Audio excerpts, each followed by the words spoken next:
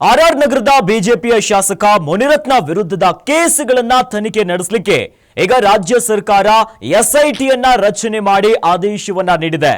ಈ ಕುರಿತಂತೆ ಒಂದು ಬ್ರೇಕಿಂಗ್ ನ್ಯೂಸ್ ಲಭ್ಯವಾಗ್ತಾ ಇದೆ, ನೋಡಿ ಬರೋಣ.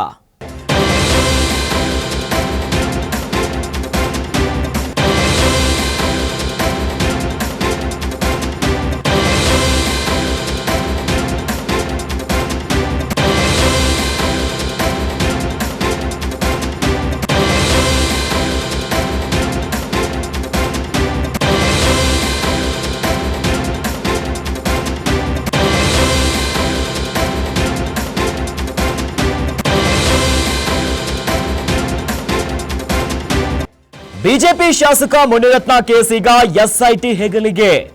ಮುನಿರತ್ನ ವಿರುದ್ಧದ ಕೇಸ್ಗಳ ತನಿಖೆಗೆ ಎಸ್ಐಟಿ ಟೀಮ್ ರಚನೆಯಾಗಿದೆ. ಶಾಸಕ ಮುನಿರತ್ನ ಕೇಸ್ ಎಸ್ಐಟಿ ತನಿಖೆಗೆ ನೀಡಿ ರಾಜ್ಯ ಸರ್ಕಾರ ಆದೇಶವನ್ನ ನೀಡಿದೆ.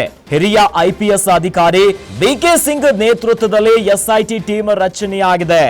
4 ಹಿರಿಯ ಅಧಿಕಾರಿಗಳ ನೇತೃತ್ವದ ಎಸ್ಐಟಿ ಟೀಮ್ ಆಗಿದೆ.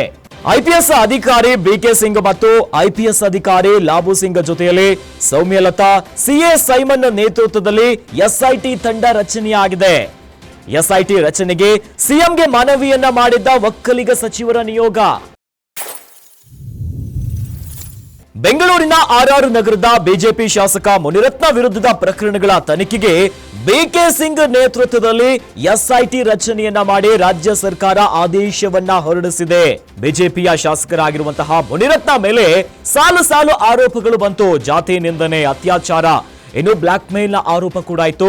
ಇದೇ ಪ್ರಕರಣಕ್ಕೆ ಸಂಬಂಧಪಟ್ಟಂತೆ ಎಸ್ಐಟಿಯನ್ನ ರಚನೆ ಮಾಡಬೇಕು ಅಂತ ಸಿಎಂಗೆ ಮನವಿಯನ್ನ ಮಾಡಿದ್ರು ಒಕ್ಕಲಿಗ ಸಚಿವರ ನಿಯೋಗ.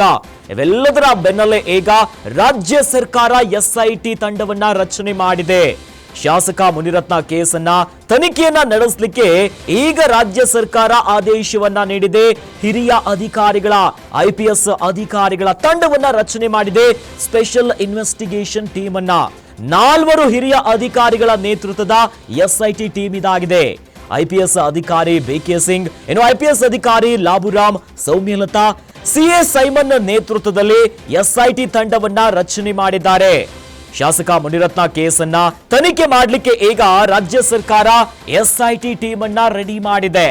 ಬಿಜೆಪಿ ಶಾಸಕ ಮುನಿರತ್ನ ಮೇಲೆ ಒಂದು ಕಡೆಯಲ್ಲಿ ಜಾತಿ ನಿಂದನೆಯ ಆರೋಪ, ಮತ್ತೊಂದು ಕಡೆಯಲ್ಲಿ ಅತ್ಯಾಚಾರದ ಆರೋಪದ ಜೊತೆಯಲ್ಲಿ ಬ್ಲಾಕ್ ಮೇಲಿನ ಆರೋಪ ಕೂಡ ಇತ್ತು.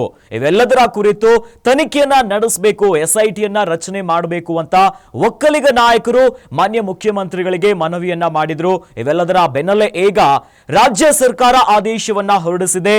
ಎಸ್ಐಟಿ ರಚನೆ ಮಾಡಿ ಮುನಿರತ್ನ ವಿರುದ್ಧ ಇರುವಂತಹ ಪ್ರಕರಣಗಳನ್ನ ತನಿಖೆ ನಡೆಸಲಿಕ್ಕೆ